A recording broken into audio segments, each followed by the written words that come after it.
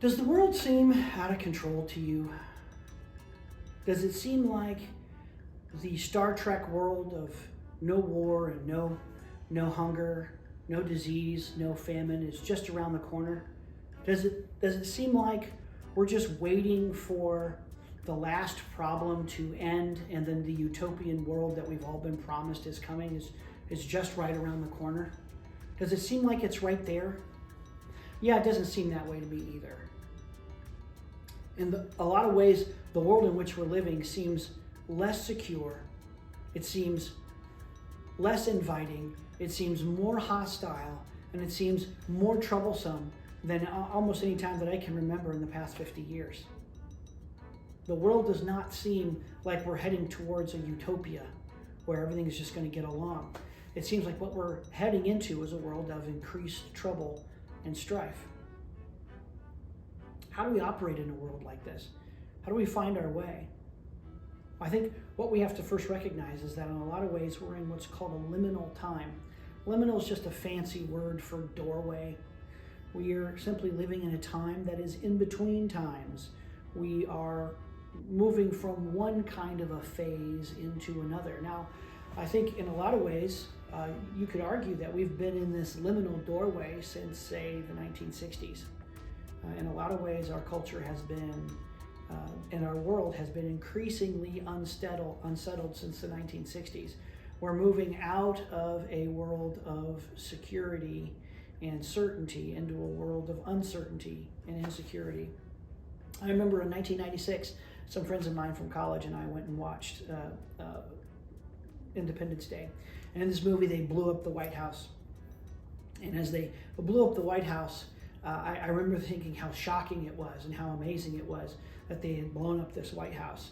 And then I remember Y2K came along. We were all just going to supposedly lose all of our electricity because the year 2000 hadn't ever been foreseen by anyone who could imagine that the year 2000 was coming. It was supposed to be this darkening day when everything was supposed to go crazy.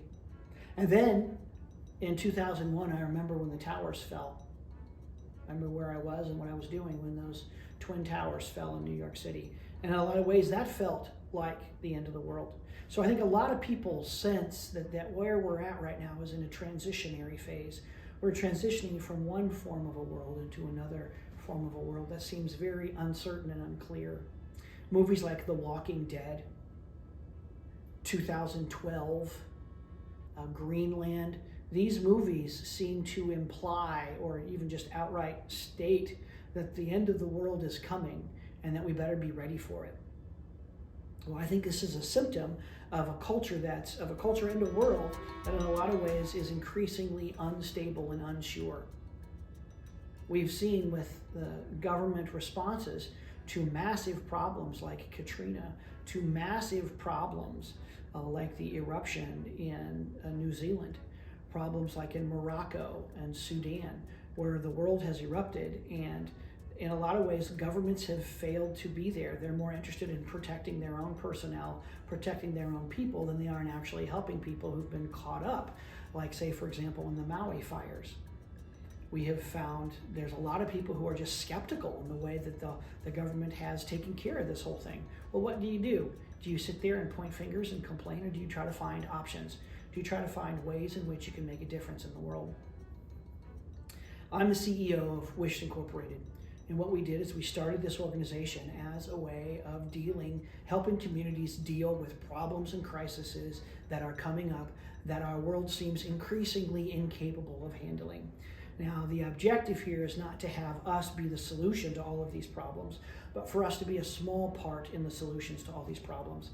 So what we're trying to create is an organization that is responsive to different communities' needs in the world.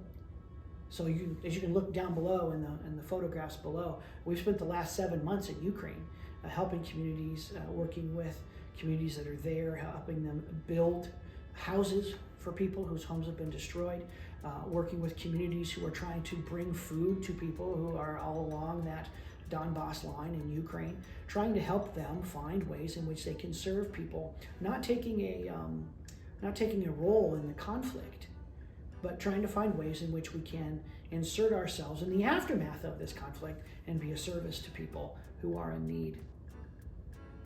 Down below, you can also find some people who we're working with and who have partnered with us and who are in country and are continuing to do work. What we need is, it's obviously expensive to get people who have the kind of training and experience it takes to be able to take on these kind of issues. I myself spent 10 years in the military as an officer, got out as a captain, and have my PhD. I'm an educator as well. And we're trying to find ways in which we can leverage our training and life experience to be able to help different communities solve some of these problems that seem so intractable.